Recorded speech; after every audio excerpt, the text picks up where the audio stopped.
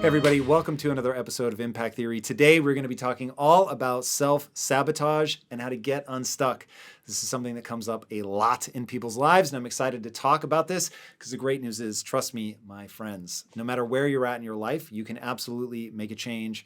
I know that sometimes it feels overwhelming. You don't know where to go. You don't know how to orient yourself and move in a new direction, but we're going to cover all of that today. All right, now let's get straight to the questions. I have lived my life chasing this dream of being a writer. When I speak about writing, I get choked up and overwhelmed with beautiful, intense emotion. This has to mean something. But then all of time keeps passing by, and I'm not writing what I know is lying dormant inside of me. How can I be so passionate and so in love with something and yet so afraid? All right, this is an amazing question around this idea of self-sabotage. For a long time, I really struggled with, do people actually self-sabotage themselves? And this is exactly the way that I think people end up getting into that self-sabotage, which then creates that feedback loop where they're feeling incredibly stuck, which is you love this thing and you have this emotion. There's something there, man. I love it. I want to lean into this. Yes. Then you get into the nitty-gritty of actually doing it. And all of a sudden you're facing every insecurity and every fear that you have. And now all of a sudden, that intense emotion that you felt, that wonderful desire to succeed, that feeling of, whoa, I can do this, man, I've got it, becomes self-sabotage because you suddenly aren't sure that you're actually going to be able to make good on that.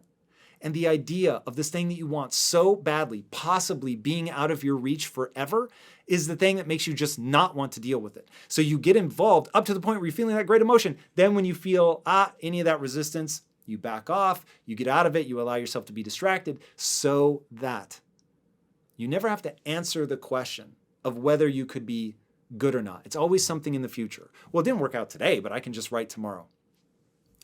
This is why getting married to Lisa ended up being one of the greatest things that I could do for my success. Forget like the love and the joy that she's brought to my life from that angle. Just being successful. I do not know who I would be if I had never met her, because when I proposed, her father-in-law did not want me to marry his daughter. He was very concerned that I wasn't going to do anything with my life, and rightly so, because at the time I was laying in bed 4 to 5 hours a day, every day, and was not implementing the drive that I needed to get good at what I was doing. And it's for this very reason that if I put it off until tomorrow, I didn't have to face that maybe I'm not ever going to be good enough. But then being in that position where I propose, her father's nervous, I'm not going to make anything in my life. I remember thinking to myself, oh my God, there is now a witness to my crimes. Whereas before, when there was nobody in my life, if I messed up, I only took myself down. And so I could just always, oh, tomorrow, it'll be fine. Tomorrow, I'll do it tomorrow. And now all of a sudden it was like, yo, this person was hitching their life to me and we were going to do this together. And so now, if I didn't live up to what I was telling her, I was going to drag her down with me. And so all of a sudden it really mattered that I find a way to the other side of this. And by putting it off till tomorrow, I really was sabotaging myself, because if you want to get good, you must face all of those problems, all of those fears. You have to be willing to fail. And I'll get more into that later. But you have to be willing to fail.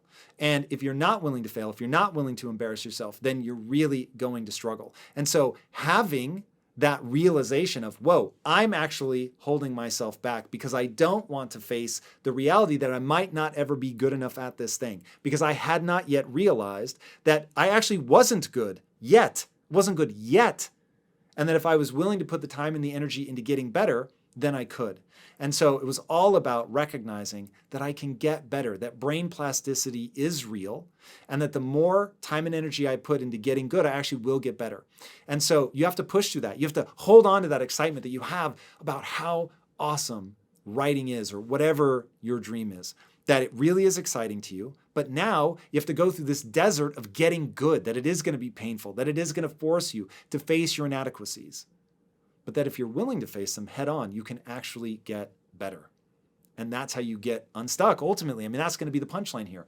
That's how you get unstuck. That's how you stop self-sabotaging, is accept that it's okay to not be good enough yet, and that you're going to put in the time and the energy to get good. And it takes a long time. It takes a long time. People peg it at somewhere between 7 to 10 years to get a baseline of mastery. So unless you've been, and that's full time, unless you've been pouring yourself into something full time for a decade, you haven't even begun. So that's where it starts. That's how you begin to back out of this self-sabotaging death loop. All right, guys, if you're going to unlock your potential and achieve everything you've ever wanted, you are going to have to constantly be making progress towards your goals. So, what do you do when you get stuck? The bad news is getting stuck happens to everyone at some point.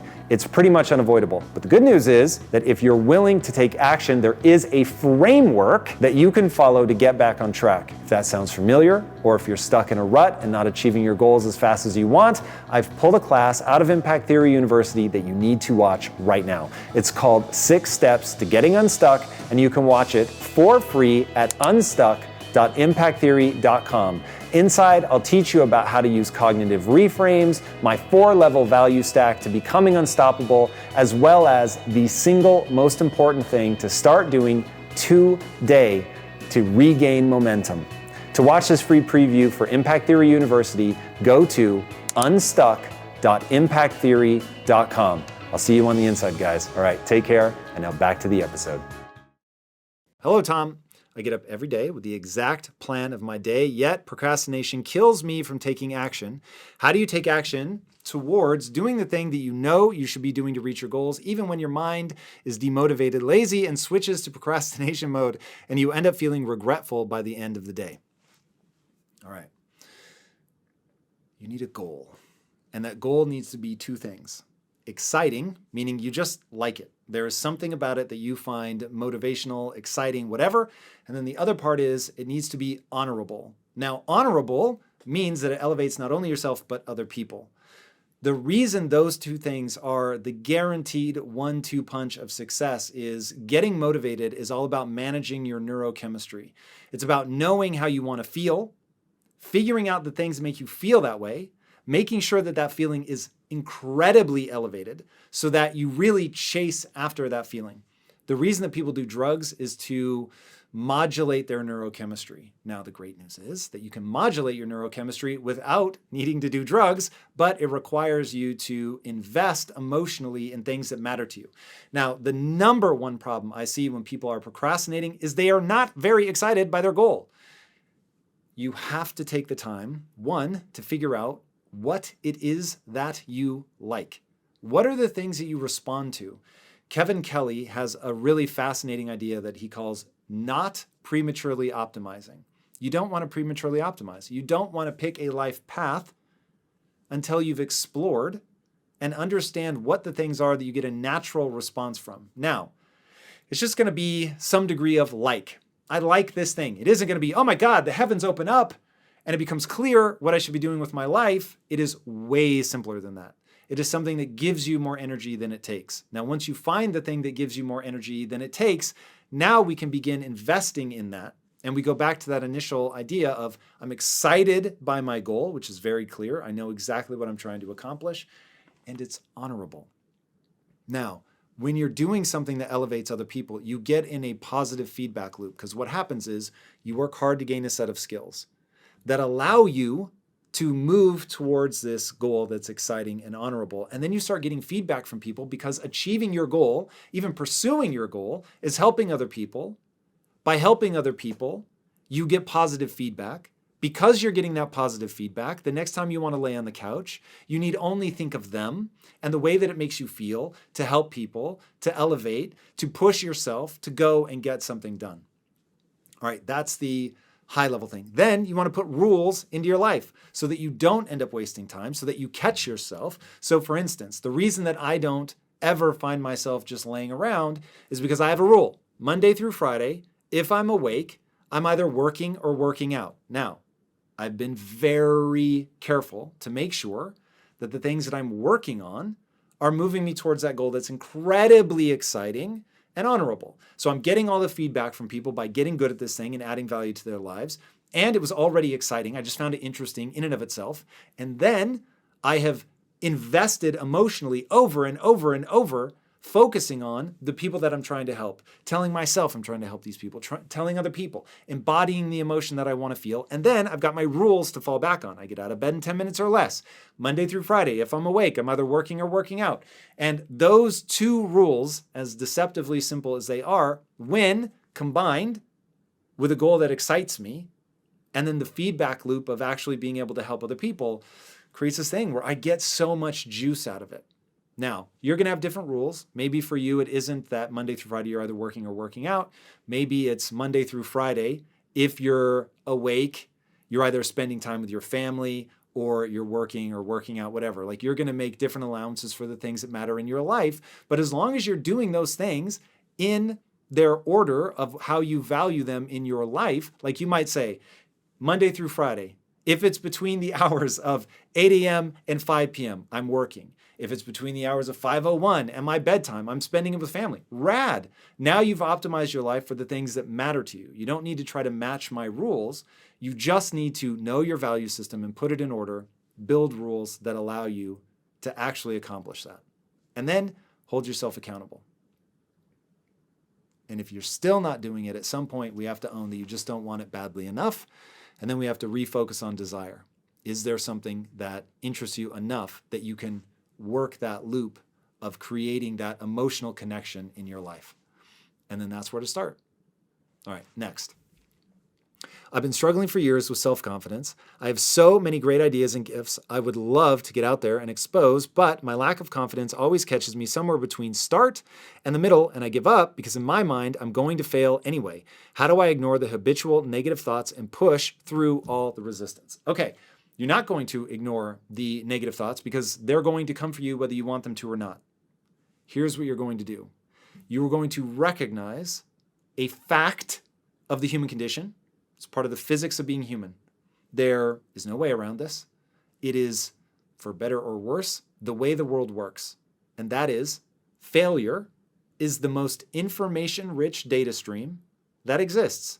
Meaning, the very nature of success is that you must fail.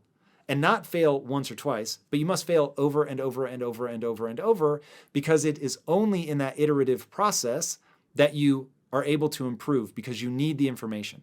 Okay, so, take a child, right? You don't stand up for the first time and just start walking. You have to get up, try something, wobble, fall down, figure out how to balance, hold the couch, fall over, not hold the couch, fall over, get back up, and you start to realize, oh, okay, cool, I see how I do this. And by the way, the muscles are forming. So the muscles that you're going to need in order to be able to hold yourself up will only form if you actually get up and try to walk and fall over and over and get back up. Now, we stop doing that when we're young, but the world doesn't stop working in that way. The very things you need to learn how to do, the mental muscles that you're going to need to develop in order to do the things that you want to do, are only going to be developed by doing the thing. So then you're taking that feedback of the failure and you're refining your process, you're getting stronger, you're getting more nuanced in how you can handle that situation, but it only happens if you're willing to do that thing and necessarily fail. Now, we can talk about hedging the downside, which you want to do. There's no reason to have catastrophic failure that actually injures you financially, or you're putting yourself in a position where you could really damage your career prospects or something like that.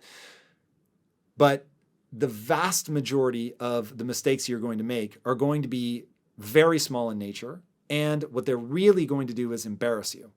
And you're going to hate that feeling of failing publicly in front of other people. But if you understand that that failure taught me something, that I must do that over and over and over and over and over and over and over and over and over and over in order to get better, then you will realize that this is how, on a long enough timeline, I'm going to win.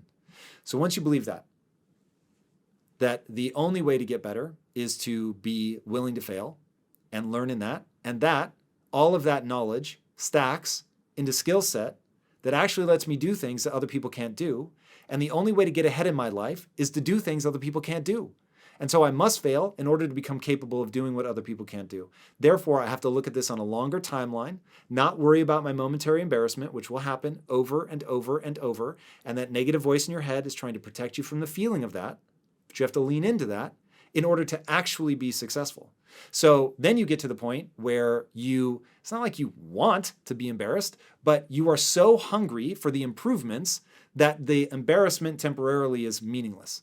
And so the phrase that I repeat to myself that helps me through this is, on a long enough timeline, I can beat anyone at anything. Now, it's almost certainly a lie, but it's an empowering lie that gets me to get up and take action and know that that lie is actually based on something incredibly true, which is whoever is willing to fail the most and face the most embarrassment to garner the skill set will ultimately win. Because success is a game of attrition. Most people give up. Most people don't even start because they're so afraid of being embarrassed and that feeling of being a loser or that other people are going to think you're dumb or whatever. They never go and they never get that momentum. And because they don't get that momentum, they're never able to achieve the things they want to achieve. So get really good at facing that embarrassment and you can really propel yourself forward. Emotions should never stop you from achieving your goals. So if you feel stuck, overwhelmed, low on confidence, you're beating yourself up, or you feel like you're not deserving of the things you want in life, I have something to tell you. Emotions are not facts, and you should never let them hold you back. And yet I find that people do this all the time. They mistake that feeling for objective truth, and it sends them in this downward spiral. Reaching greater levels of success in life means knowing how to use your brain. And if you're in a rut right now, or if you've been struggling for a while to achieve your goals, then I've pulled a class from Impact Theory University to help you get back on track. It's called 6 Steps to Getting Unstuck, and it's for anyone who wants to know the exact steps to achieving big goals when life puts challenges in your way. If you want to check it out, go to unstuck.impacttheory.com to get access. It's a free preview. All right, guys, I'll see you on the inside. Now let's get back to today's episode. My snag happens because what I really want is the feeling of freedom and pleasure. I believe having more financially will allow for more freedom and pleasure, but success requires discipline and planning, which inhibits the feelings that I'm after. I feel like I'm missing out in the moment by chasing success. Do I just come to terms with it or break out of this cycle of thinking I feel stuck? Okay, so the reality is that those who can delay eating the marshmallow the longest do the best, because you're right. Delaying gratification is an absolute superpower. Now, one of the most extraordinary experiments was done at Stanford University. It's called the marshmallow experiment. There's a whole book written on this, utterly fascinating. They followed the participants in this study for like 25 years. Absolutely incredible. They bring these kids into a room. They give them a marshmallow and they say, hey, you can eat the marshmallow now if you want. But if you wait until I come back, then I'll give you 2 marshmallows. So it's basically double your money. It's not going to be that long. Now, what the kid doesn't know is that the researcher isn't coming back, and they just want to see how long the kid is going to wait until they eat it. They do eventually come back, but they leave him really to struggle for quite some time.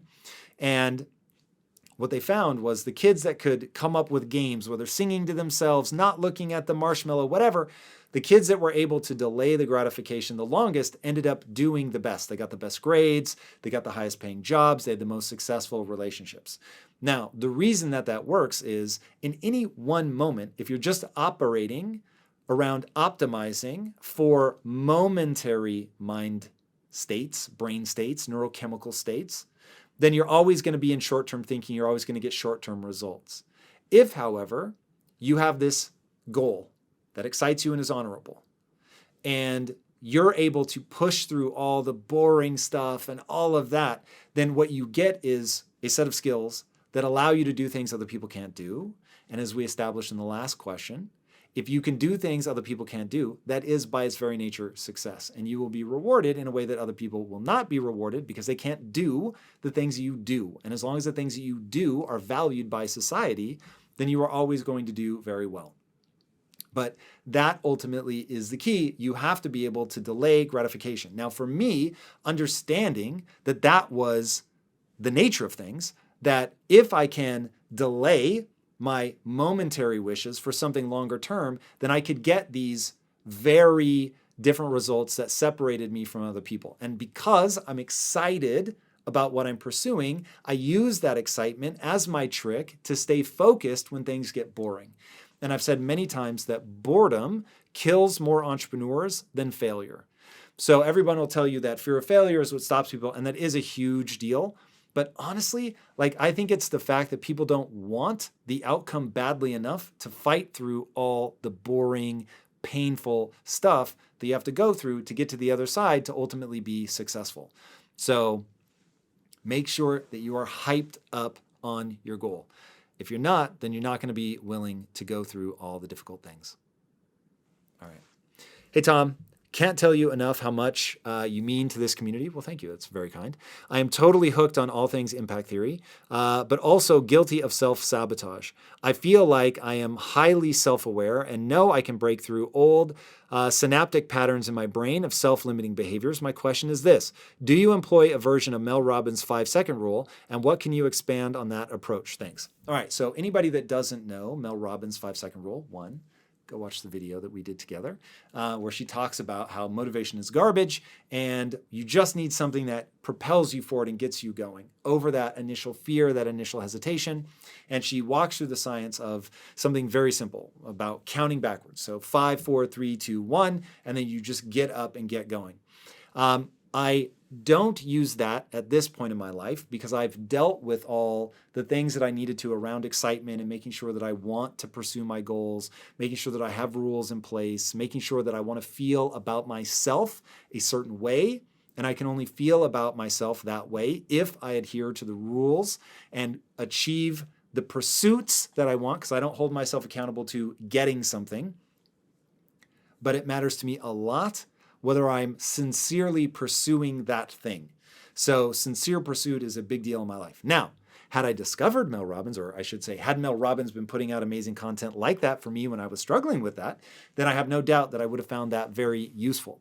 But unfortunately, the self-help industry was not what it is today. And so that stuff didn't exist when I was going through it, at least not in the quantities that it exists now, or the ease of access for that matter.